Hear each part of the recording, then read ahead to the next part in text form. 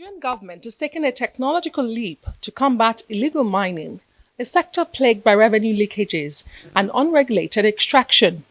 At the Federal Executive Council meeting chaired by President Bola Tinubu, the council approved a 2.5 billion naira contract for an integrated satellite monitoring system that will track mining operations nationwide.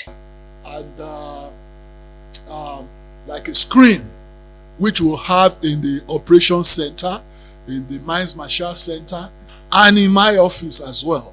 So at a glance and the click of a button, you can surf to any mine site you want and see the operations that's going on there, and see the volume of even the mineral that is extracted, the number of trucks that are going out, and of course the security situation of the environment. The new surveillance satellite by a Nigerian company complements an existing two-pronged approach, persuading artisanal miners to form cooperatives for legal recognition and deploying mining marshals to crack down on defiant operators with arrests and convictions on the way.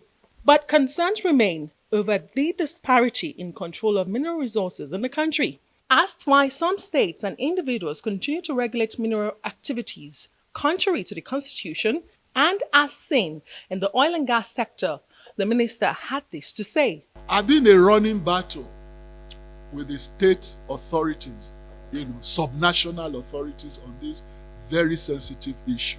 I have met the governors and I had a very robust exchange with them.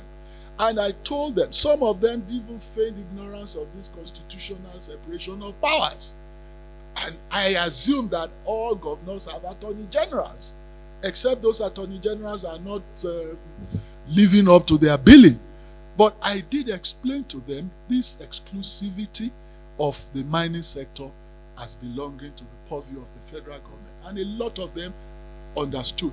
But there is a sensitivity given the peculiarity of our environment, political environment, social environment, cultural environment, which we recognize.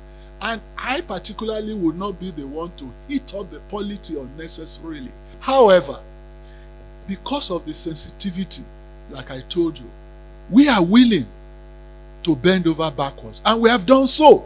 Away from mining, other sectors also got major approvals. The Aviation Ministry secured over ₦1 billion in insurance packages for critical airport assets and personnel. So this memo was promptly approved by Mr. President because we cannot continue to run our airports and our critical assets as precious and expensive as they are without insurance cover. Most of these things have remained without insurance cover for a long time. Infrastructure was another key focus. The Works Ministry received approvals for several road projects, including the 507 billion naira Abuja-Kaduna-Zaria-Kano Expressway.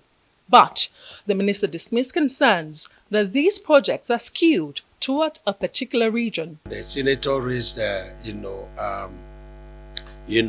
motion in the House. I have it here, alluding that more projects were, approved in the, in the south than in the north.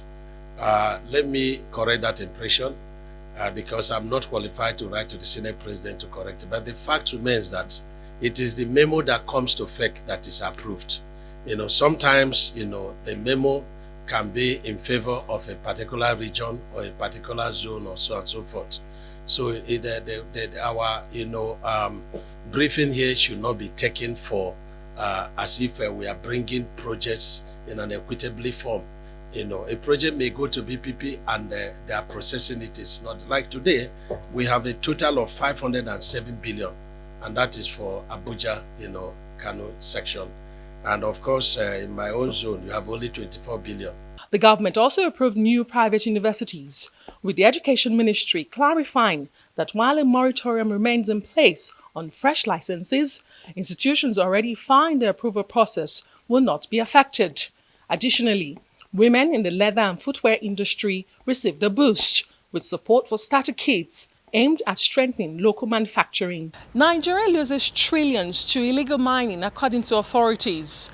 Now, with a 2.5 billion naira satellite surveillance system expected to commence in about a month, the government is betting on technology to fix this deeply entrenched problem. But will it be enough? And will enforcement match ambition? Can the federal and state government align on the control of lucrative resources? The answers to these questions remain to be seen. Meanwhile, the Federal Executive Council meeting is expected to reconvene on Wednesday this week.